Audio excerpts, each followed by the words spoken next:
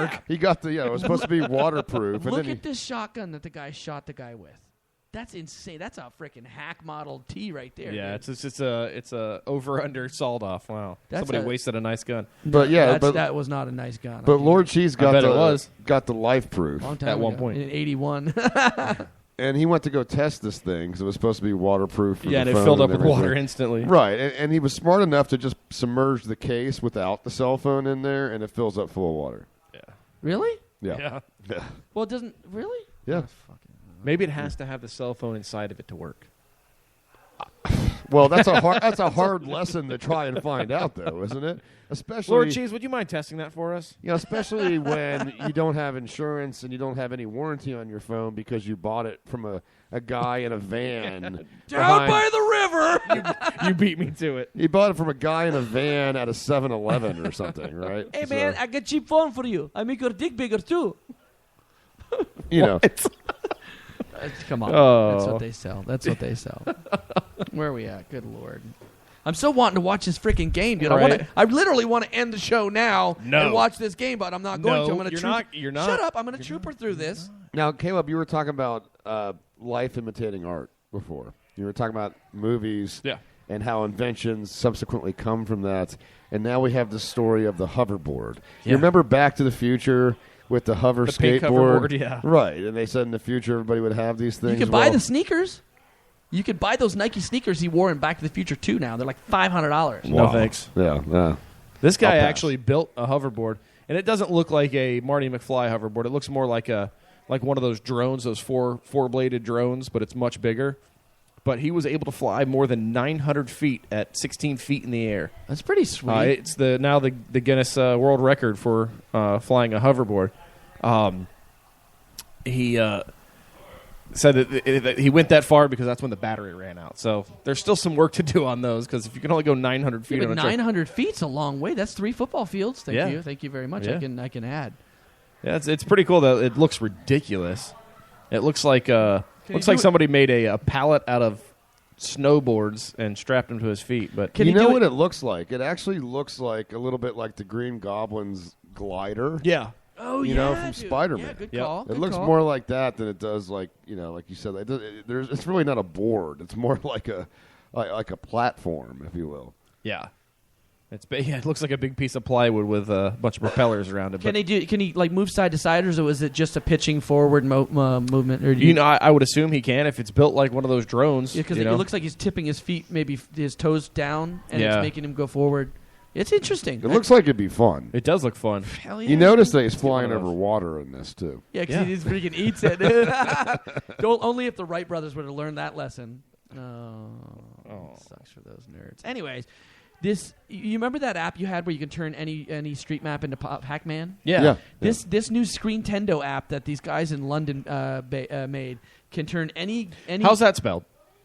SCREENTENDOUSTOCHER.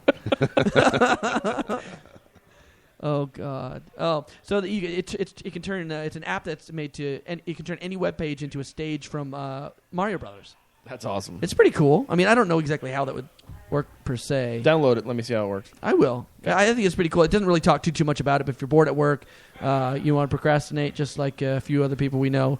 One of which is sitting here at the table because I believe that when the Pac-Man app came out, Caleb was playing that at work. Allegedly. Exactly. Allegedly. That's good. He does not work for a large company in downtown Tampa. Just saying. Let's move on. I actually had a conversation with my boss about it today. We were talking about it. She goes, "Do you ever talk about where you work?" I'm like, "No."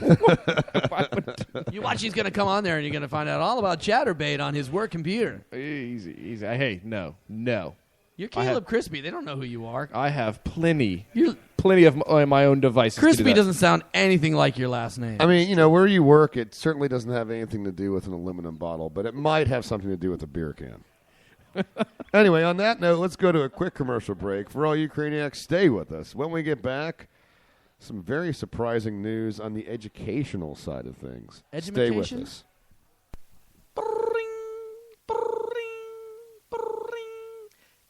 Hey, it's Harry Carey here. Have you lost a loved one? Perhaps a beloved pet?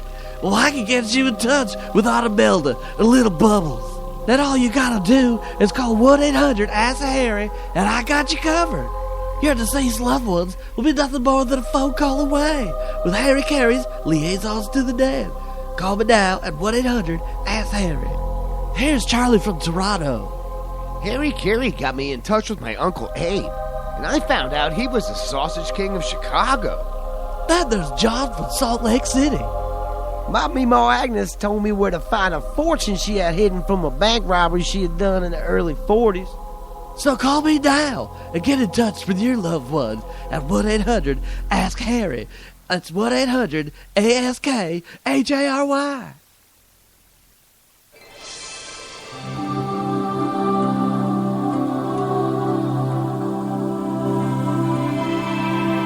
Well, Andrew, you've lived a pretty good life, it seems. Let's just take a look. No murder, no adultery, no stealing, not even as a child. Very impressive. Well, thank you, sir. In this new age, you have to be accountable in all facets of your life. Well, what else is there? It is time to check your browser history.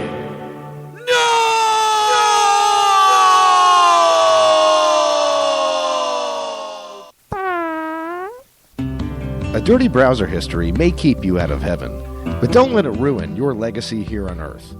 At Legacy Lock, we believe your secrets are no one's business but yours, even in death. Our patented heart monitor notifies operators the moment of your passing within minutes, so Legacy Lock teams can swarm on your home